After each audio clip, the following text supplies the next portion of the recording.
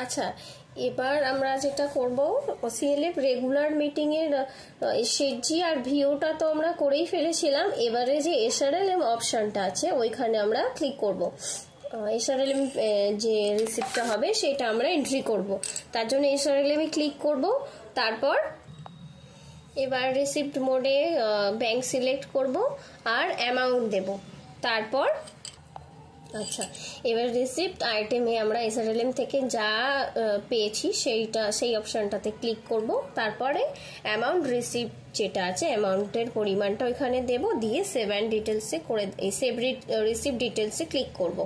তারপরে আমরা ওই চেক নাম্বার, তারপর অ্যামাউন্ট আর চেক ইস্যু ডেটটা দেব, দিয়ে সেভ করে দেব। দিলে আবার ওই ডেটাটা সেভ হয়ে যাবে। তারপরে আমরা আসবো আদার সিএলএফে।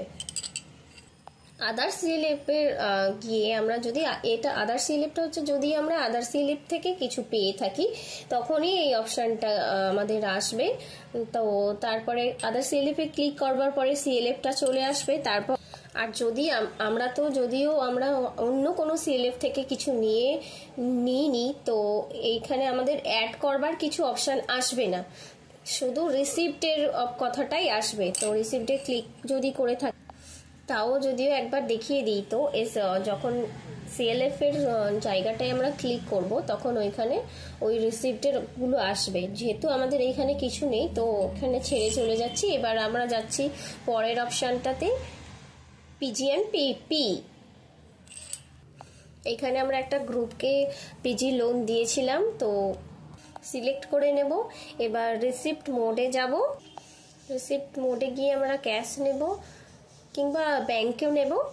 ব্যাংক করে দিচ্ছি। ব্যাংক দেবার পরে আমরা অ্যামাউন্ট রিসিপ্টটা দেব।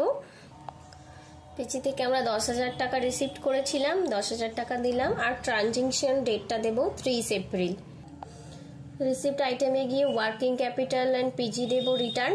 তারপরে ওইখানে যেই আমরা দিয়ে দেব, এবার অ্যামাউন্ট রিসিপ্টে গিয়ে অ্যামাউন্ট রিসিপ্টটা দেব, কিন্তু তার আগে আমাদের ডিউ কতটা ওখানে দেখিয়ে দেবে। তো এবার এখানে 10,000 টাকাটা দিলাম, দিয়ে যা অ্যামাউন্ট আর কি দিয়ে দিলাম। দেবার পরে আমরা সেভ রিসিপ্ট ডিটেলসে যাব, গিয়ে চেক নাম্বার দেব, চেক ইস্যু ডেটটা দেব। চেক ইস্যু ডেটটা হচ্ছে ওই 30 এপ্রিলই দেব। দেবার পরে সিএলএফ অ্যাকাউন্ট নাম্বার দেব, দিয়ে সেভ করে দেব। এইভাবে আমরা পিজি গ্রুপ থেকে রিপেমেন্টটা নিয়ে নেব।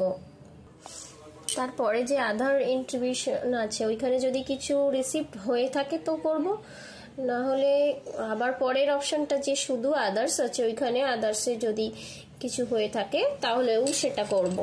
এখানে আদার্সে রিসিপ্ট হয়েছিল, সেই জন্য আদার্সে সিলেক্ট করলাম। আদার্সে এই ক্লিক করলাম। ক্লিক করবার পরে যে অপশানগুলো আসলো, রিসিপ্ট মোড দেব, অ্যামাউন্ট দেব, তারপর রিসিপ্ট আইটেমটা দেব, তারপর রিসিপ্ট ফ্রম কোথা থেকে রিসিপ্ট হয়েছে সেটা লিখব, তারপর রিসিপ্ট আইটেমটা দেব, দিয়ে অ্যামাউন্টটা দেব, দিয়ে সেভ অ্যান্ড ডিটেলস করে দেব। এইভাবে ব্যাংকটাও করে নেব। ব্যাংক নিলে এইভাবে আমার সবগুলো এন্ট্রি হয়ে যাবে। ধন্যবাদ।